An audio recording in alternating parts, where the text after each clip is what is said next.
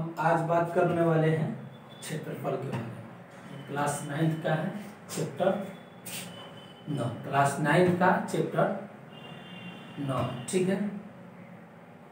तो हम लोग को क्षेत्रफल में पढ़ना क्या, हम लोग को क्षेत्रफल में पढ़ना है बस चतुर्भुज और त्रिभुज का क्षेत्रफल, ठीक है। तो उसी के बारे में अध्ययन करेंगे। तो हम क्षेत्रफल पर चर्चा करने से पहले हम कुछ एग्जाम्पल आपके सामने बोर्ड पर लिए हैं, हम उस एग्जाम्पल को देखेंगे, ठीक है। और सोचते हैं कि कैसे क्षेत्रफल पर हम बात करेंगे, ठीक है। चलिए हम सबसे पहले देखते हैं एग्जाम्पल ए में, ठीक है। हेडिंग दिया हुआ है, चैप्टर का नाम है क्षेत्रफल, इंग्लिश में इसको बोलते हैं एरिया, ठीक है। AREA लिखा हुआ है, ठीक है। चलिए ए पर हम चर्चा करते हैं, देखते हैं ए में क्या है, ठीक है। ए का देखते हैं। ए में आप ध्यान से देखिएगा, जो आकृति जो फिगर आपके सामने दिया हुआ है ए में, उसको आप देखिएगा तो आप पाइएगा कि ए में एक त्रिभुज है, उसका नाम क्या दिया है ABC, एक त्रिभुज है। और उस त्रिभुज के अंदर में एक वृत्त है, आपको एक वृत्त दिखाई दिया होगा जिसका नाम हमने दिया P, ठीक है। तो अगर हम ए के बारे में बात करें तो एक कॉमन सेंस इंसान का होता है, देख के बोल सकता है कोई बात। आप देख के पूछेंगे कि बाबू आपको क्या दिख रहा है, आप बोलिएगा सर हमको तो यही दिख रहा है कि त्रिभुज ABC ऐसे लिखते हो ना, त्रिभुज ABC वृत्त P से ज्यादा जगह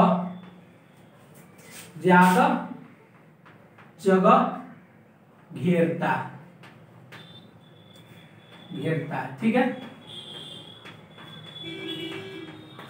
बात सही है, आप भी बोलिएगा सर देखिए ना P तो इतना ही घेर रहा है जगह, त्रिभुज ABC इतना ज्यादा जगह है। अब हम B के बारे में बात करेंगे, आकृति B के बारे में, ठीक है।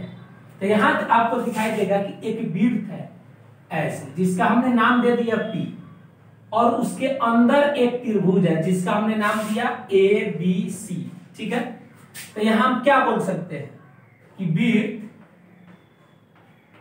P त्रिभुज ABC से ज्यादा जगह घेरता है। कोई दिक्कत सर? कोई दिक्कत नहीं। अब C पर आइए, C पर देखेंगे तो C के बारे में आप क्या सोचेंगे? बोलिएगा सर यहाँ तो कहना बहुत मुश्किल है कि कौन ज्यादा जगह घेरता है, ठीक है। बोलेंगे चलिए D पर आइए, ये वाला D है, देखिए D। सर यहाँ भी बताना बहुत मुश्किल है कि कौन ज्यादा जगह घेरता है। तो हम क्या कहेंगे, C और D में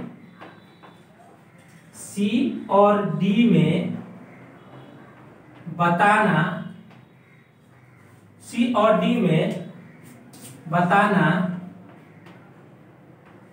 मुश्किल है कि कौन ज्यादा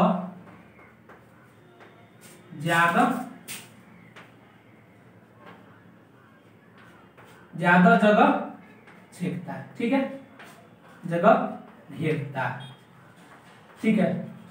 बात सही है, कोई दिक्कत नहीं। तो कहिएगा सर तो कैसे पता चले कि C और D ज्यादा जगह घेरता है? तो जब यहाँ पर हम बात करेंगे ना तो हमारा दिमाग में एक टर्म ऑटोमेटिक आना चाहिए कि सर ऐसा नहीं हो सकता, ये जो C और D का आकृति दिए है, अगर हम आकृति C में देखते हैं तो हमको यहाँ एक वृत्त दिखाई दे रहा है जिसका नाम हमने दिया है P, और एक त्रिभुज दिखाई दे रहा है जिसका नाम हमने दिया है ABC। अगर वृत्त और त्रिभुज ABC का क्षेत्रफल पता चल जाए तो हम बता सकते हैं आसानी से कि कौन आकृति सबसे ज्यादा जगह घेरता है। बात सही है। D पर भी हम ऐसे ही बोल सकते हैं कि सर अगर हमको त्रिभुज ABC का और ये चतुर्भुज P का पता चल जाए क्या क्षेत्रफल, तो हम कह सकते हैं कि कौन ज्यादा जगह घेरता है। ठीक है, तो क्षेत्रफल के बारे में जानना अति आवश्यक है कि नहीं। अगर इस तरह की आकृति का हमको पता करना हो कि अगर कोई आकृति तल में स्थित है, तल मतलब प्लेन में, तो वो कितनी जगह उस प्लेन में वो घेरती है, तो हमको क्या पता करना पड़ेगा, हमको उस आकृति का क्षेत्रफल पता करना पड़ेगा। तब हम बता सकते हैं कि उस तल में वो आकृति कितना जगह घेरता है। कोई दिक्कत?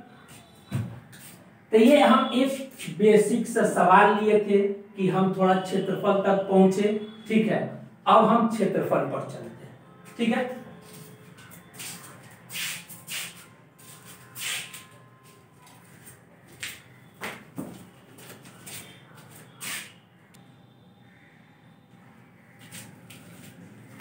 अब हम आगे बढ़ते हैं। ठीक है, अब हम क्षेत्रफल को परिभाषित करने जा रहे हैं। ठीक है, हम सिंपल सा परिभाषित करेंगे क्षेत्रफल को, जिसमें कोई दिक्कत नहीं होनी चाहिए।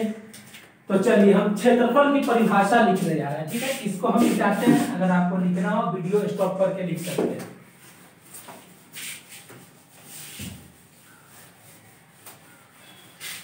अब चलिए बात करते हैं क्षेत्रफल की परिभाषा का। ठीक है, तो लिखिएगा। ठीक है, क्या लिखेंगे, किसी आकृति द्वारा तल के घेरे हुए भाग की माप को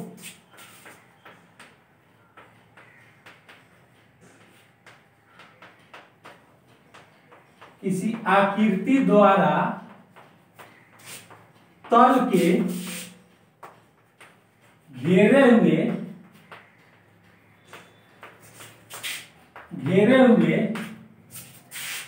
भाग को क्या लिखे, किसी आकृति द्वारा तल के घेरे हुए भाग की माप को आकृति का क्षेत्रफल कहते हैं। घेरे हुए भाग की माप को,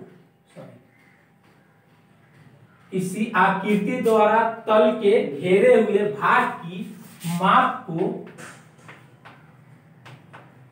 आकृति का क्षेत्रफल कहते हैं। ठीक है, आकृति का क्षेत्रफल कहते हैं।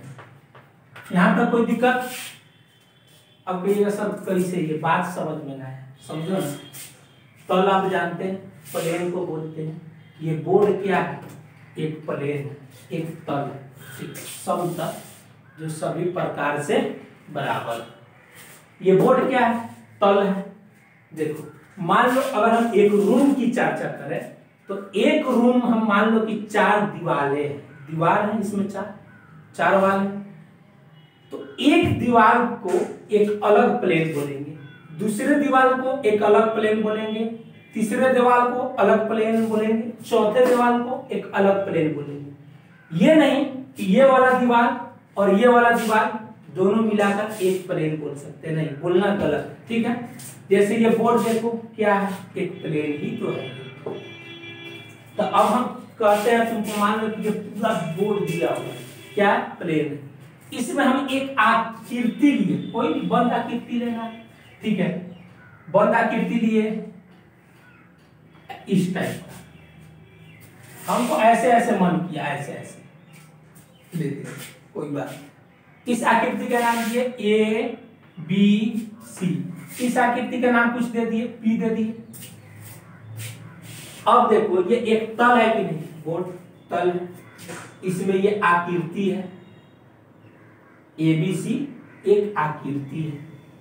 इस आकृति द्वारा इस पूरे तल में जितनी जगह घेरेगी ना, वही ये इस आकृति का क्या होगा, क्षेत्रफल होगा। वही तो बात लिखे है दोस्त, किसी आकृति द्वारा तल के घेरे हुए भाग की माप को आकृति का क्या कहते हैं, आकृति का क्षेत्रफल कहते हैं। ठीक है, तो इसमें कोई दिक्कत नहीं होना चाहिए। अब देखो ये बोर्ड क्या है, एक तल है, इस तल में ये एक आकृति, बंद आकृति है। इस बंद आकृति द्वारा इस पूरे तल में इस बंद आकृति द्वारा जितना जगह घेरा जाएगा, उसी जगह को हम क्या कहेंगे, क्षेत्रफल कहेंगे। ठीक है, अब यहां तो कोई दिक्कत नहीं होना चाहिए। तो ये आप वीडियो स्टॉप करके क्षेत्रफल का परिभाषा लिख लें, फिर हम आगे कुछ इंपॉर्टेंट टर्म है जिसको हम डिफाइन करेंगे। ठीक है, टर्म है जिसको डिफाइन करेंगे, उसके बाद उसको जानना जरूरी है और उसके बाद हम लोग आगे बढ़ेंगे। ठीक है, तो वीडियो को स्टॉप करके आप लिख सकते हैं। अब एक नया टर्म को परिभाषित करने जा रहे हैं, इसको भी जानना है। त्रिभुज के अभ्यंतर भाग, त्रिभुज के अभ्यंतर, इसको इंग्लिश में बोलते हैं interior of A triangle, INTERIOR। ठीक है, ऑफ ए है ट्रायंगल। ठीक है, इन त्रिभुज के अभ्यंतर किसे कहते हैं? ठीक है, तो लिखा हुआ है तल का वह भाग जो त्रिभुज से घिरा हो, त्रिभुज का अभ्यंतर कहा जाता है। ठीक है सर, ये तो रट लिए, चलिए कुछ आगे समझेंगे ना कैसे होगा, कोई दिक्कत नहीं। देखो ये बोर्ड क्या है, एक प्लेन है, इस प्लेन में हमने क्या किया, एक त्रिभुज ले लिया, त्रिभुज का नाम दिया ABC। अब हम तुमसे पूछते हैं कि इस पूरे प्लेन में तुमको अलग प्रकार से बिंदु लेना है। ठीक है, कुछ बिंदु का कलेक्शन करना जो अलग प्रकार का। ठीक है, तो कितने प्रकार से तुम ले सकते हो, सोचो। देखो हम बोलेंगे सर 3 प्रकार से ले सकते, आप पूछिए कैसे। देखो एक तो बिंदु क्या करेंगे, इस प्लेन में हो जो कि इस त्रिभुज के अंदर ना हो। यहां पर कोई एक बिंदु ले लिया, त्रिभुज के बाहर है, इसका नाम दिए P। ठीक है, एक बच्चा बोलेगा सर इसका अंदर लीजिए ना, चलो कोई बात नहीं, इसके अंदर ले लिए, इसका नाम दे दिए Q। एक और बच्चा बोलेगा सर बाहर तो हो गया, अंदर भी हो गया, क्या इसके सीमा पर नहीं ले सकते हैं? यहाँ इसका सीमा कौन है, AB BC AC, यही ना सीमा है त्रिभुज का। अरे सीमा किसको कहते हैं, जो दो चीज को अलग अलग बांटे, उसी को तो सीमा कहते हैं। देखो ना इस प्लेन को और इसी प्लेन में इस त्रिभुज को इस प्लेन से अलग करना, यही तो इसका सीमा है, AB BC और AC। एक बच्चा बोला आप एक यहाँ पे बिंदु लीजिए ना, इसके सीमा पर R। हम लिखते हैं, मान लिया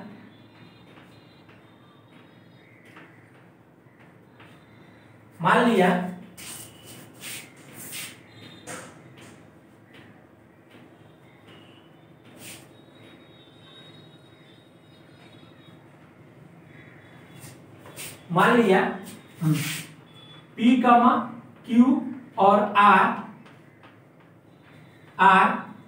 एक ही तल के बिंदु है। एक ही तल में ना, ये जो बोर्ड है इसी बोर्ड के तल में ना, ये देखो बिंदु P Q R लिए, P Q R, R यहां पर है। मान लिया P Q और R एक ही तल के बिंदु, एक ही तल के बिंदु है। ठीक है, बोले ठीक है सर, आगे बोलिए ना, चलो देखते हैं आगे।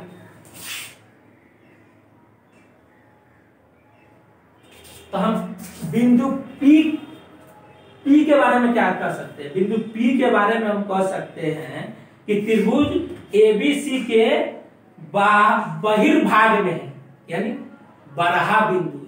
ठीक है, बिंदु P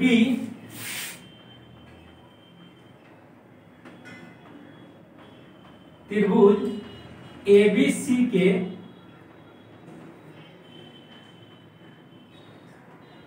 बहिर्भाग, बराहा बिंदु जिसको बोलते हैं बहिर्भाग में स्थित है, एक्सटीरियर पॉइंट बोलते हैं।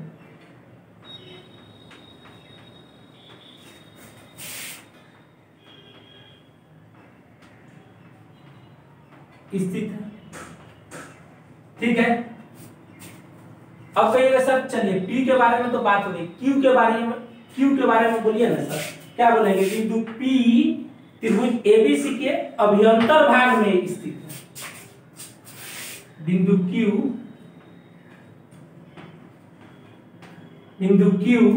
त्रिभुज एबीसी के अभ्यंतर भाग में स्थित है। ठीक है,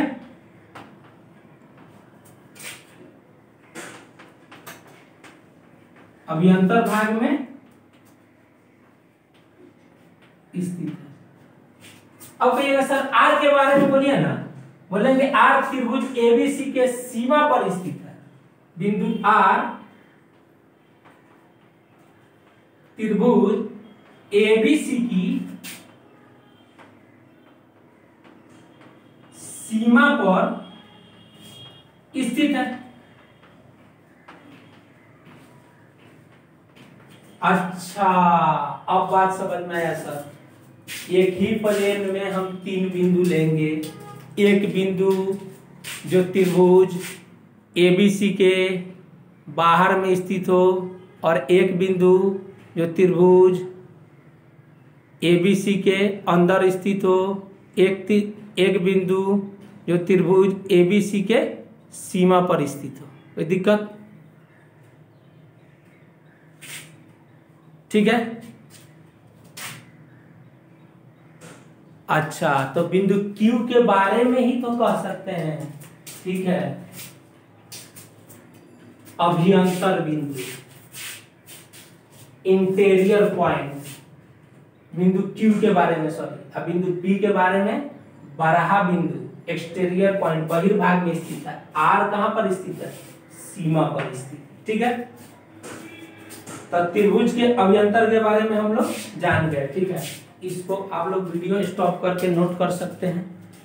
ठीक है, हम आगे बताएंगे।